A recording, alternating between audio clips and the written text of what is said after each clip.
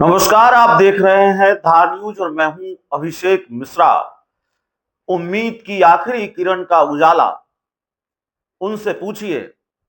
उम्मीद की आखिरी किरण के उजाले के बारे में उनसे पूछिए जिनके बारे में ये लगातार कहा जा रहा हो या कहा जाता रहा हो कि उम्मीद की अब कोई किरण बची नहीं है, उम्मीद ही नहीं बची है। सियासत बहुत निर्मम होती है, राजनीति निर्मम होती है, और राजनीति जब निर्ममता का खेल दिखाती है तो अच्छे अच्छे सियासी सुरमा धराशायी हो जाते हैं। ये देश की राजनीति का इतिहास भी है, और देश की राजनीति के इतिहास के पन्ने पलटेंगे तो आपको राजनीतिक निर्ममताओं की कई कहानियां देखने को मिलेंगी। कई किरदार मिलेंगे उन किताबों में जो सियासत की निर्ममताओं के शिकार हुए हैं। हम आज बात करेंगे पूर्व केंद्रीय मंत्री और राष्ट्रीय लोक जनशक्ति पार्टी के राष्ट्रीय अध्यक्ष पशुपति पारस की। एक वक्त पर यह कहा गया कि पशुपति पारस का सब कुछ खत्म हो गया है और पशुपति पारस के लिए कोई उम्मीद नहीं बची है। हालांकि अब भी ये बात उन पर लागू होती है, या अब भी ये बात उनके लिए कही जाती है कि उनका सब कुछ खत्म हो गया है, उनके लिए कोई उम्मीद नहीं बची है। और भारतीय जनता पार्टी ने उनको कहीं का नहीं छोड़ा है। तो जिस नेता को भाजपा ने कहीं का नहीं छोड़ा, लोकसभा चुनाव में एक भी सीट नहीं दी, और इसके साथ ही बीजेपी ने बिल्कुल किनारे लगा दिया। चिराग पासवान और बीजेपी की दोस्ती पशुपति पारस को भारी पड़ी।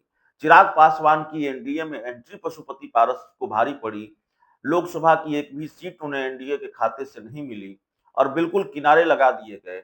और उनके बारे में ये कहा जाने लगा, या और मजबूती से कहा जाने लगा, कि अब इनकी सियासत खत्म हो गई है। अब एक तरह से कहें कि इनके लिए कोई उम्मीद राजनीति में बची नहीं है, और पशुपति पारस अब करेंगे तो क्या करेंगे। लेकिन शायद ये युक्ति भी, ये कहावत भी आपने सुनी होगी, ये बात भी आपने सुनी होगी कि जिसके पास खोने के लिए कुछ नहीं होता, उसके पास पाने के लिए बहुत कुछ होता है। और जिसके पास खोने के लिए कुछ नहीं होता, वो थोड़ा ज्यादा ताकतवर हो जाता है। पशुपति पारस के लिए उम्मीद की आखिरी किरण बची है, और अपनी पूरी ताकत झोंक दी है उन्होंने। वो अपनी आखिरी लड़ाई मजबूती से लड़ना चाहते हैं। मैं आखिरी लड़ाई इसलिए कह रहा हूं क्योंकि पशुपति पारस उम्र के जिस पड़ाव पर हैं, जाहिर है वो 2029 का विधानसभा चुनाव अपने नेतृत्व में तो नहीं लड़ेंगे। राजनीति से हो सकता है इस विधानसभा चुनाव के बाद वो संन्यास ले लें, अलग हो जाएं। और हम दुआ करेंगे, किसी के लिए भी हम दुआ करेंगे, बिहार के मुख्यमंत्री के लिए भी दुआ करेंगे, पशुपति पारस के लिए भी दुआ करेंगे, वो पूर्णतः स्वस्थ रहें। लेकिन उम्र पर किसी का अख्तियार नहीं होता, बीमारी पर किसी का अख्तियार नहीं होता।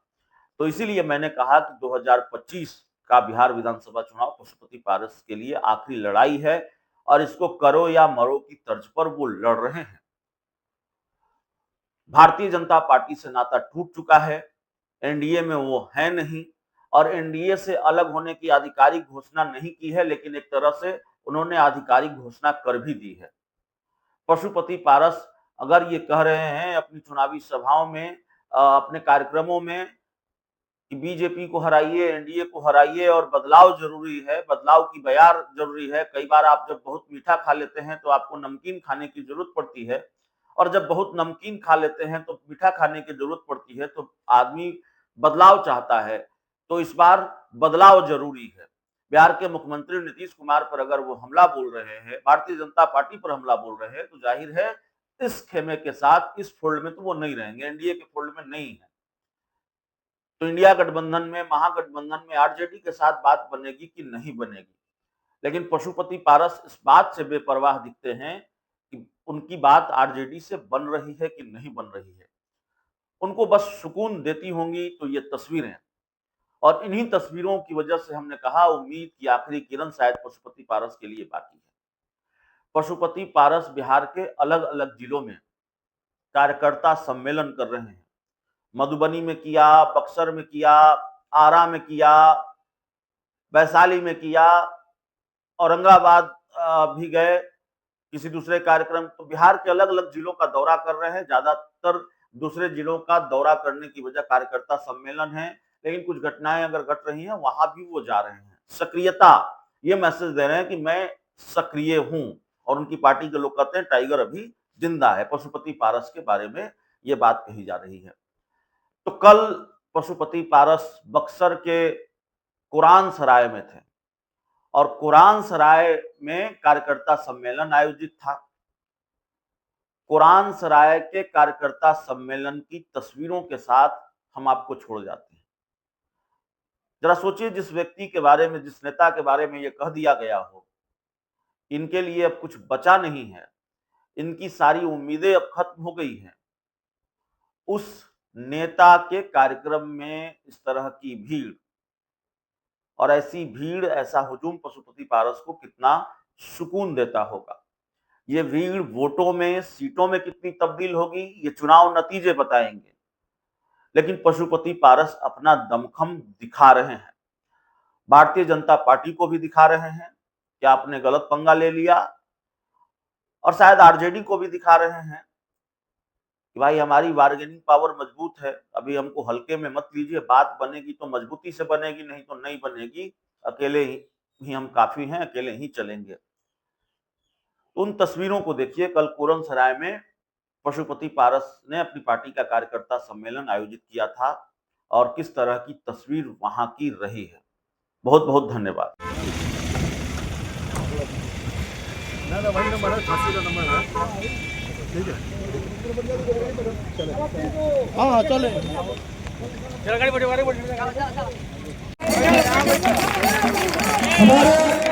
के कार्यकर्ताओं से अपील है कि मंच खाली कर दें। हमारे जो भी कार्यकर्ता हैं, जो भी हमारे प्रदेश से लोग आए हुए हैं, उनके लिए मंच खाली कर दें।